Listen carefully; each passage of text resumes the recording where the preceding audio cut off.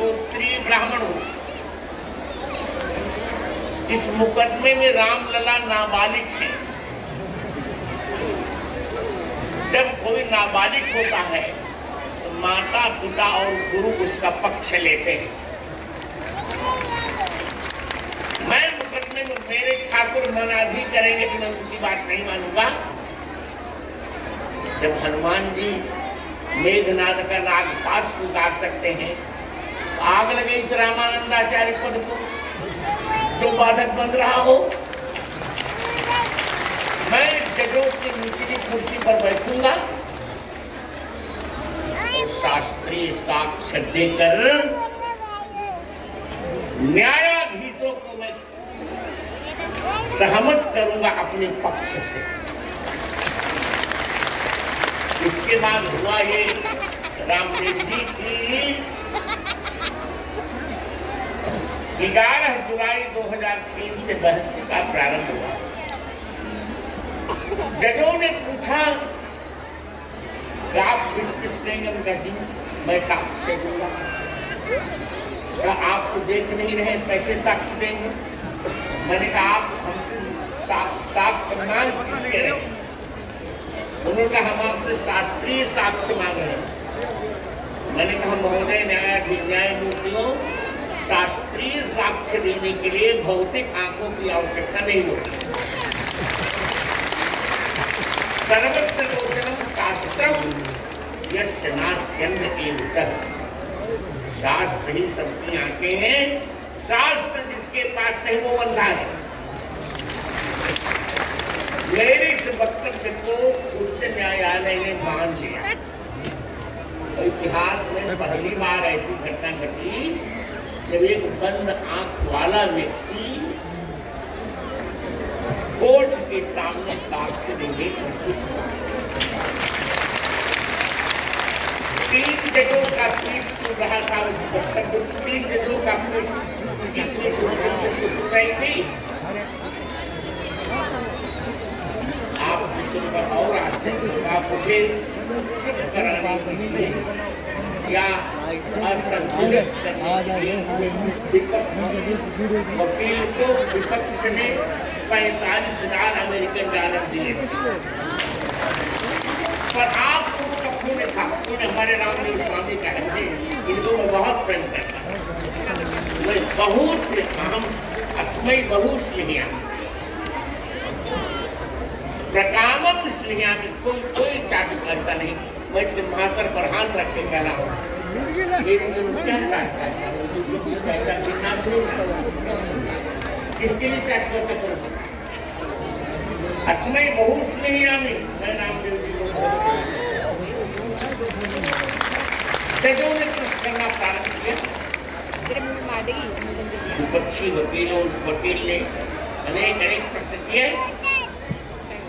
अन्य गवाहों को जो 9 महीने रुलाता था उसको मैंने 7 दिन के अपने उत्तर में अपने एक उत्तर से मैं उसके 50 प्रश्नों का समाधान करता था। अंत में जब हार गए उन्होंने एक हथकंडा अपनाया कि राम जन्मभूमि के संबंध में वेद में कोई प्रमाण है क्या? वेद का प्रमाण बताइए। तो मैंने जो उत्तर दिया था स्वामी जी, मैंने कहा यद्यपि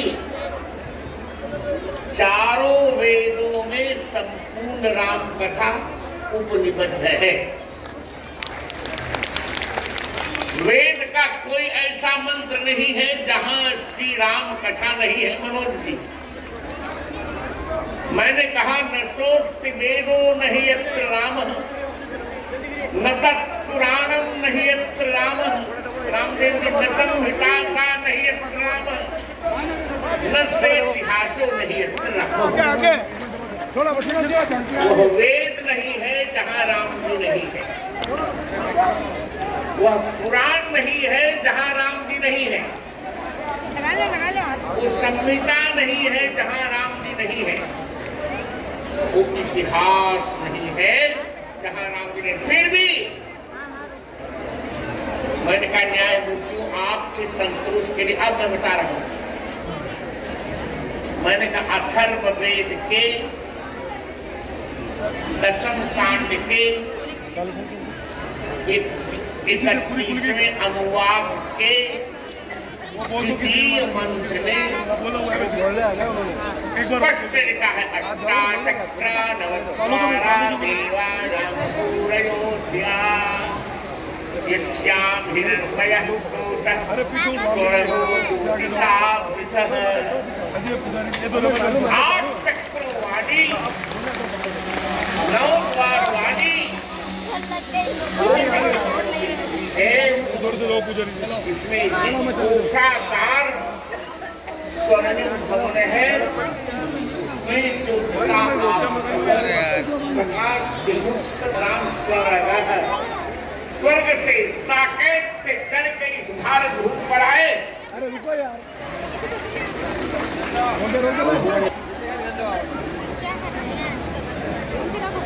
क्या वेद में राम बैठ जाओ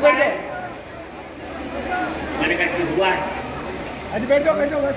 ऋग्वेद के दशमंडन का 65वां सूक्त है भद्रो भद्रया सचमान आगाम सकारं चारो अभ्येति पुष्टाम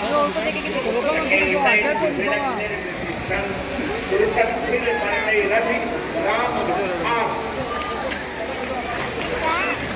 सायण का भाव से देखा वही निकला जो मैं कह रहा था। भद्र आप लोग शांत रहे, थोड़ी देर फिर माइक दे रहा हूँ। आप शांत रहिए, शांत भैया जी शांत। ये आवाज मत करिए, गुरु जी बोल रहे हैं। और बैठ जाए, जो जहाँ खड़ा है वहीं बैठ जाए। मैंने कहा भद्र है, रामभद्र है। वीडियो बना लेते भगवान रामभद्र भद्रा कल्याण में सीता जी के साथ वन में आए। इसके पश्चात ससारन चारों अभ्येति पश्चात परदारलम कुट रावण बहन के समान सीता जी का अपहरण किया।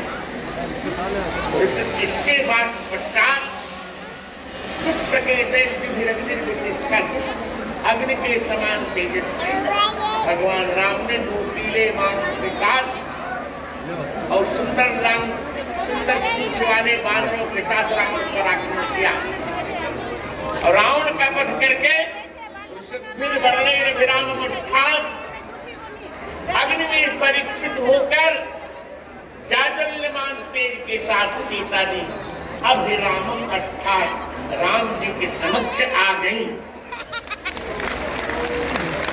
उन्होंने पूछा क्या सीता जी का भी नाम रामायण वेदों में हम रखी है? सीता जी का भी नाम वेदों में है। अर्वाची सुभगे भव सीते वंदामहे त्वा यथा न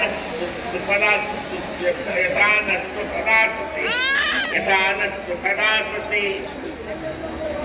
जनक जी ने प्रार्थना की जब पृथ्वी से सीता जी युवावस्था में प्रकट हुई, किशोरावस्था में, अर्वाची सुभगे भव, हे सीते अर्वाची हो, अब छोटी सी बालिका बन जाओ। सीते बंदा महे त्वा, हे सीता जी आपका हम वंदन करते हैं। उन्होंने पूछा कि क्या राम जी के स्वयंवर का भी वर्णन है? वेद प्रकार जी है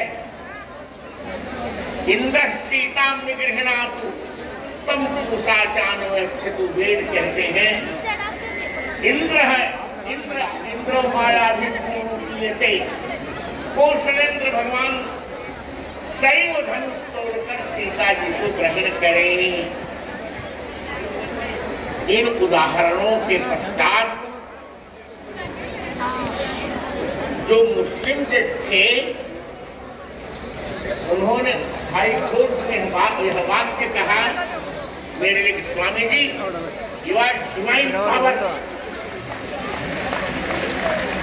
मैंने कहा no, I am divine power, I am not divine power, but I have been saved here by divine power.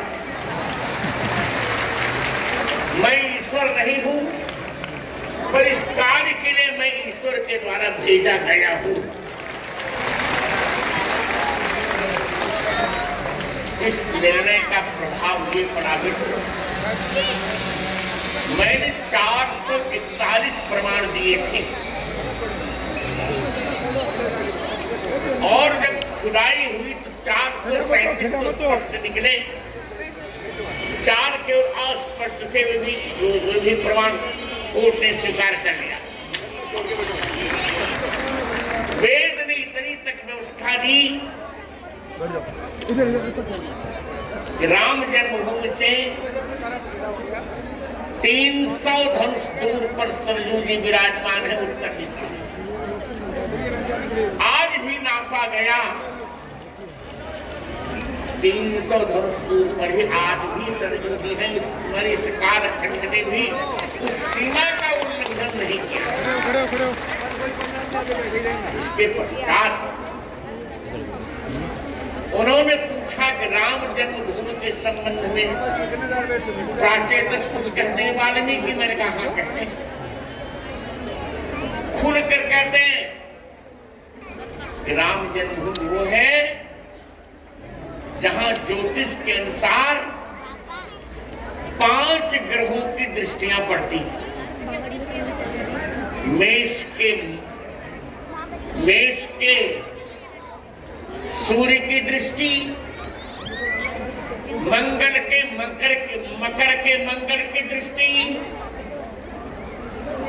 तुला के शनि की दृष्टि, कर्क के बृहस्पति की दृष्टि और मीन के शुक्र की दृष्टि। ज्योतिष से भी देखा गया तो यथावत निकला। और आप लोगों के आशीर्वाद से मेरा तो कुछ नहीं। आज यह कहने के लिए मैं उत्साहित हूं। मुझे बोलने दे, छोड़िए आप उनको डिस्टर्ब निकल जाए। आज मैं यह कहने के लिए उत्साहित हूं। भरत जी को गिलानी थी कि प्रभु के एक ही कार्य में आए, मैं भगवान के किसी काम नहीं आया और मुझको कोई ज्ञान नहीं।